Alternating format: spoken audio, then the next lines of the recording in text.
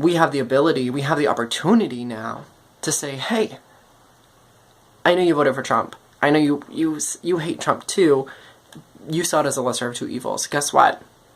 There's an even better thing that's not evil. It's anti-elites, and you also get to not be racist. Sometimes makeup can make your face look oily. To combat that, I use NYX Translucent Finishing Powder. It looks white in here, which is really good in a country of white supremacy. However, it actually goes on transparent, which is more important, because the next step of our makeup tutorial is all about hope and a path forward and how we plan to take on all of these problematic things. And it's going to take a level of transparency from ourselves. And by transparency, I actually mean vulnerability. Are you having fun yet? Because most of us aren't. We're very afraid for our lives. The next thing we're going to do is our eyes, and we're going to be inspired by America and use red, white, and blue. This is my Rock Nudes palette by Maybelline. I've never used the blue, so I'm really excited to use it. Maybe I'll use, I really want to use the gold. Maybe I'll use the gold and the blue and gold. Wonder Woman-esque, add a little red in there. Ooh. Oh.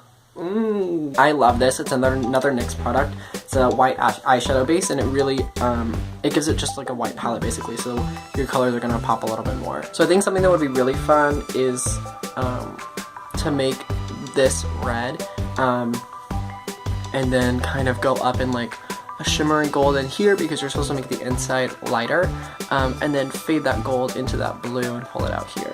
So that's my goal.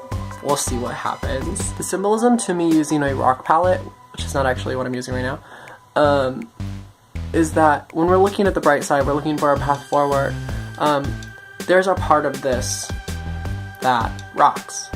Rock palette rocks. I'm laying it on thick because I'm an awful person. And as much as I'm trying to care, I'm actually just like really sad. Now you're probably like, Jesse, what part of this rocks? Unless you're a Trump supporter, in which case I'm surprised you made it this far. I welcome you. I don't hate you inherently. Basically, what I wanted to say was, our election results symbolized, yes, racism and misogyny. However, that's not every fact that was involved. And in order to accurately have an analysis of those things, we should look at all the factors that we're dealing with. So, racism, misogyny, definitely there. The bright side is that after talking to a lot of people who actually supported Trump, unfortunately, the reason that a lot of people voted for Trump was because they were really fed up with the system, the way things are. They were tired of the elites, as they call them, running everything and being corrupt and blah blah blah, and Trump posed himself as an outsider to this, someone who would disrupt the system and bring hope back that our government would actually serve its people. The unfortunate part of that is that it's not true. We know Trump wants to get rid of the EPA, and we're already seeing that the person that he's appointing to see that transition happen is funded by ExxonMobil, which is what? A corporation. And what does it do? Fund a lot of things in our government. So, is he really trying to get away from that? I don't know. I just can't decide. So yeah, he just like is for the people. He's just like really disrupting business as usual and is not going to repeat anything. That was sarcasm, and I wish it wasn't. I really wish that he was going to disrupt the way things were. I wish that he was a real resistance to the corrupt system, and like,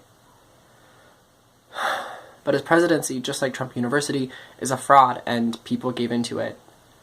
And I wish that they would have gotten that, because I know that people wanted that, and that's where everything kind of comes together.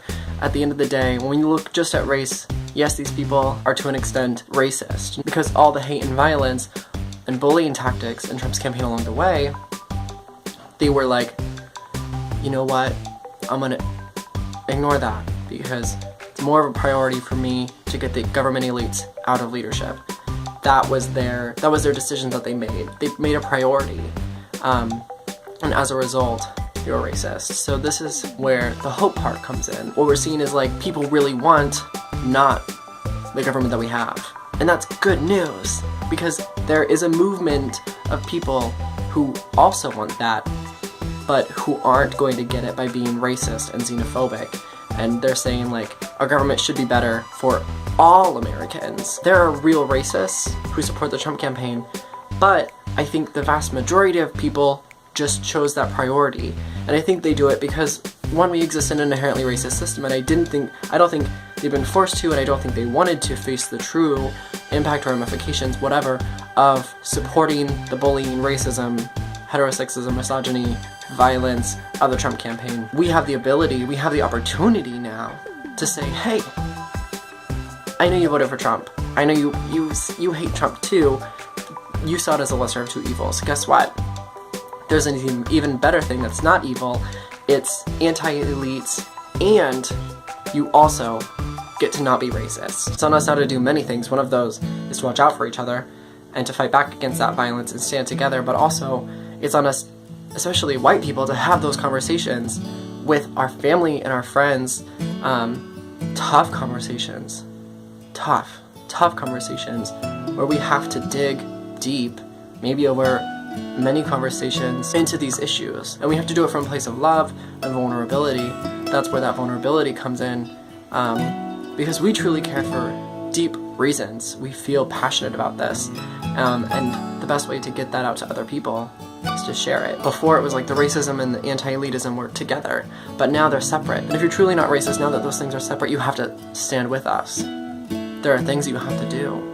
There are ramifications of the choices that people have made along the way. So when we're safe, when we're healthy, when we're okay again, that's where we need to look. Towards each other, towards a stronger movement, and to bring those people to the other side to say, like, that happened, you're not an awful person, but here's what's up. The truth is that white people made the election what it is, and that white people have a huge responsibility in this system that is racist, and we have to acknowledge that. I wanted to bring you in as I do my first winged eyeliner, which I don't have experience doing. I have not watched tutorials. I'm just gonna wing it.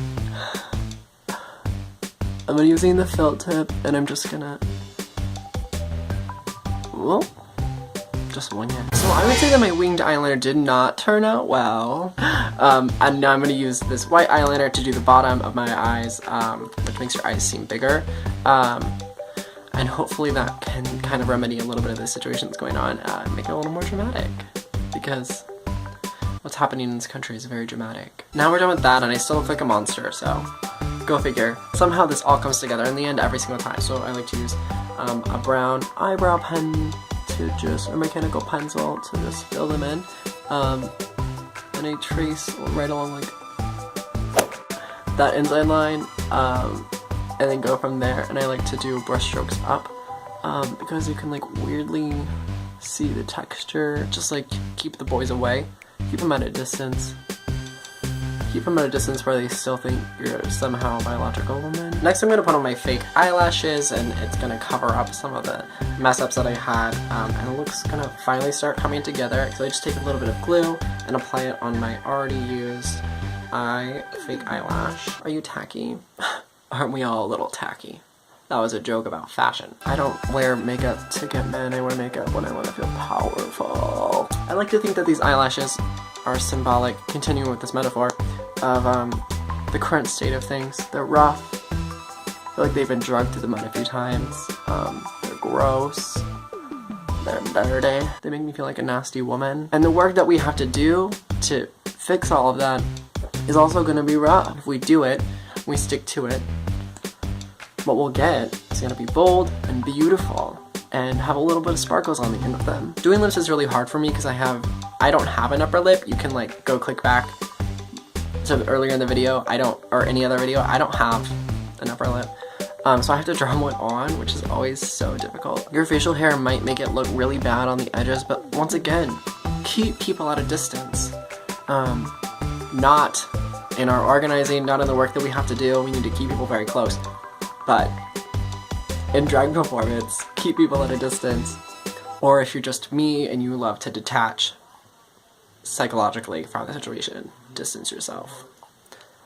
Options. I'm not telling you what to do. It's a tutorial. I am telling you exactly what to do. Did I mess up my lipstick? Yes, how bad? Very bad. But if I go like this, you can still tell. When you mess up, don't wipe it off, just make your lips bigger. Nobody says that.